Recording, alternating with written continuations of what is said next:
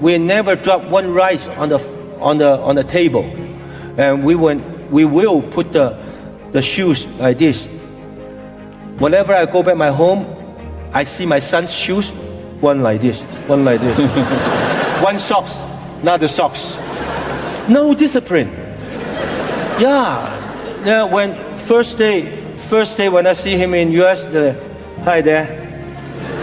Then I just standing up, because we learn this kind of very traditional. When we see old people, elderly like this, respect, we're helping people. When he do this, don't move, talk to me. You don't know how to talk. Yeah.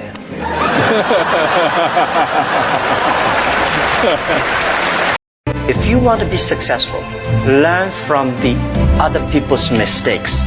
Don't learn from the successful stories. Learn from the mistakes, the other people. No matter how smart you are, you will encounter these mistakes. You learn from mistakes not because you will be able to avoid mistakes. You will able to, when these mistakes come, this suffer comes, you know how to deal with it, how to face it. The book I want to write is Alibaba 1001 Mistakes. This is the most treasurable things that in my life. In my life, it's not how much we achieved, it is how much we go through the tough days. If you want to become successful in life, young man, he said, number one, you got to change your mindset. He said, you don't get in life what you want, you get in life what you are. Number two, practice OQP, only quality people. You earn within $2,000 to $3,000 of your closest friends. I found that out. I left all my broke friends. I said, y'all got to go. Because I used to be so broke, I'd pass a bank and trip the alarm, you know?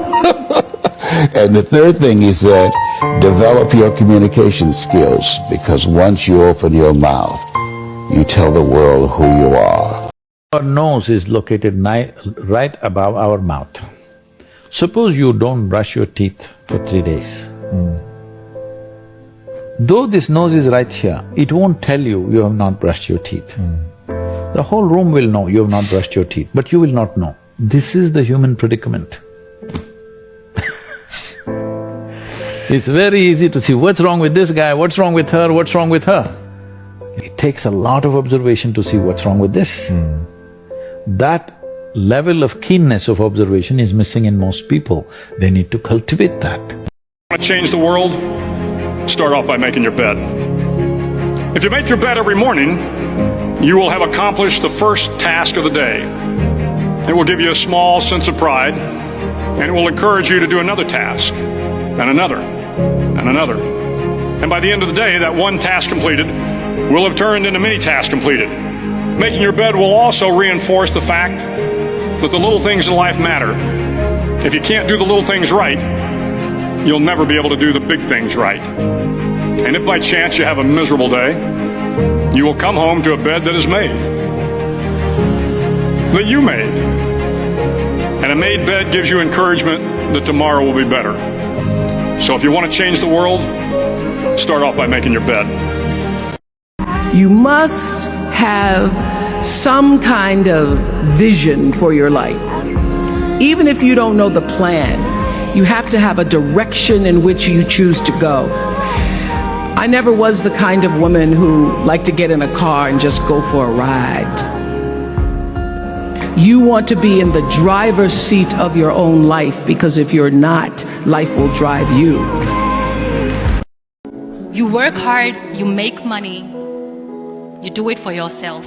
That's not life. You go out, you seek for people who need your help, you make their lives better.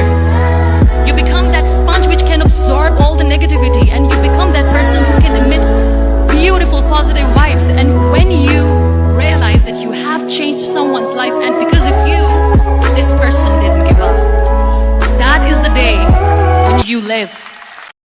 The first rule of success is to have a vision. You see, if you don't have a vision of where you go, and if you don't have a goal where you go, you drift around and you never end up anywhere. It's like you can have the best ship in the world. You can have the best airplane in the world. If the pilot or the captain doesn't know where to go, it would just drift around. It would not end up anywhere, or most likely in the wrong place. You know, people are going to constantly judge us, whether we go after big dreams or do nothing. We're going to be judged. Either way, if we sit on a couch all day, our parents and our friends are going to be, you're lazy, do something with your life. If we go chase after the most audacious dreams we have, a lot of people are going to attack us and try to bring us down. So we might as well go do something with our lives and say thank you for the feedback and move on. You know, you are not your past. You're you. You're you right now. Like the past you might have done some things you wish you hadn't done. Don't dwell on that. You learn from it, that's fine, but don't dwell on it. Just keep moving. Keep moving. You know, use it as fuel. Say never again. You know, I get what I did wrong, but don't think that you're that person that made those mistakes. You're the person who's learned. If you had spent 1 hour a day, every day, on one subject for 5 years, you could become an expert on that subject.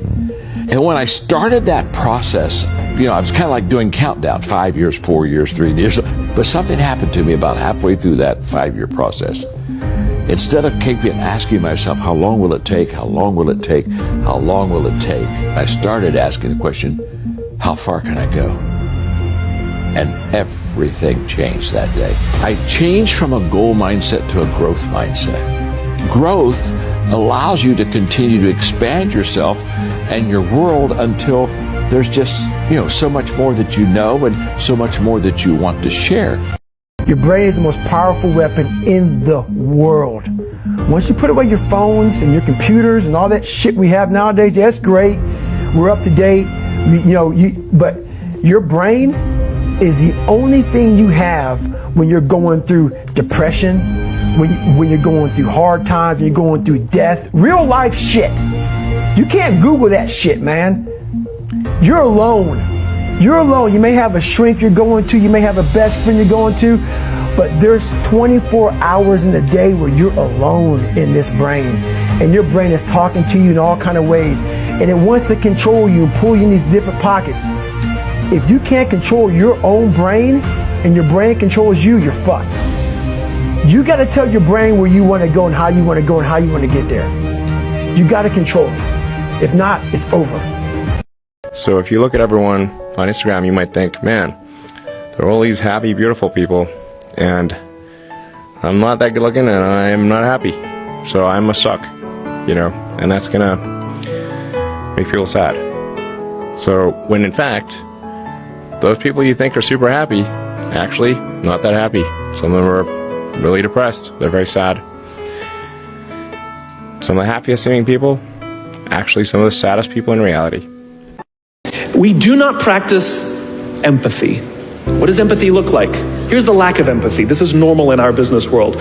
You walk into someone's office, someone walks into our office and says, your numbers have been down for the 3rd quarter in a row. You have to pick up your numbers, otherwise I can't guarantee what the future will look like. How inspired do you think that person is to come to work the next day? Here's what empathy looks like. You walk into someone's office, someone walks into your office and says, your numbers are down for the 3rd quarter in a row.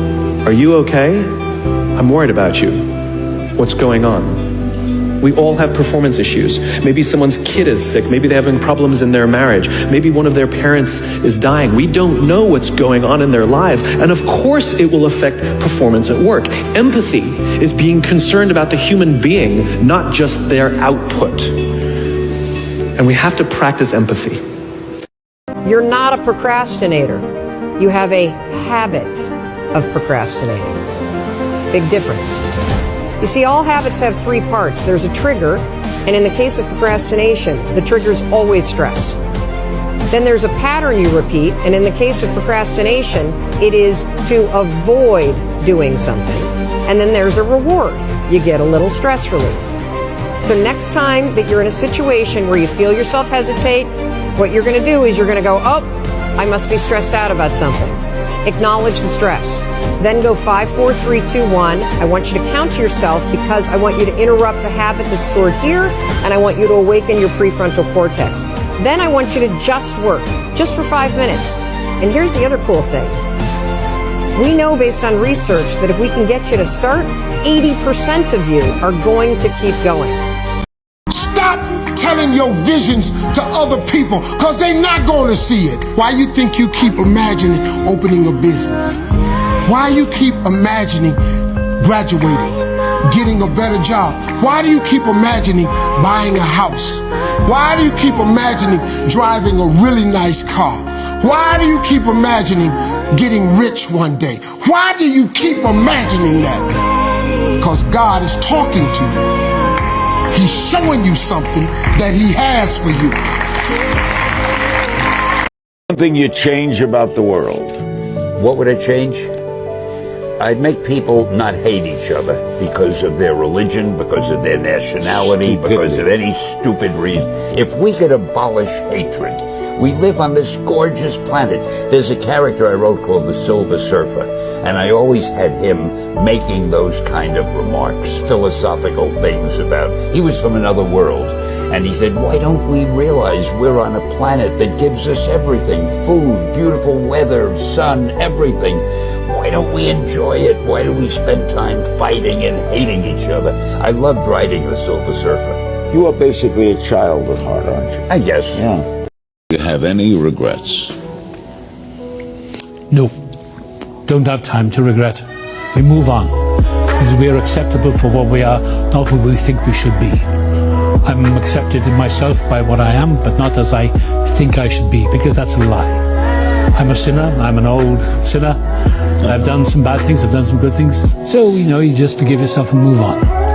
You guys will find that you have passions, and having a passion is a gift. I think we all have passions, and you don't get to choose them. They pick you, but you have to be alert to them. You have to be looking for them.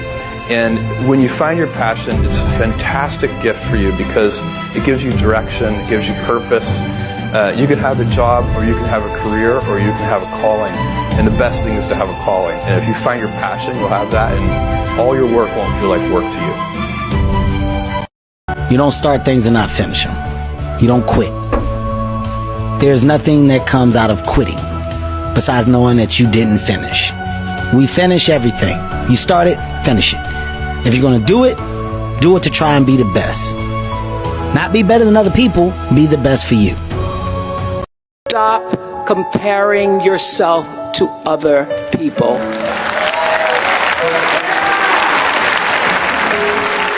You're only on this planet to be you, not someone else's imitation of you. Your life journey is about learning to become more of who you are and fulfilling the highest, truest expression of yourself as a human being. That's why you're here.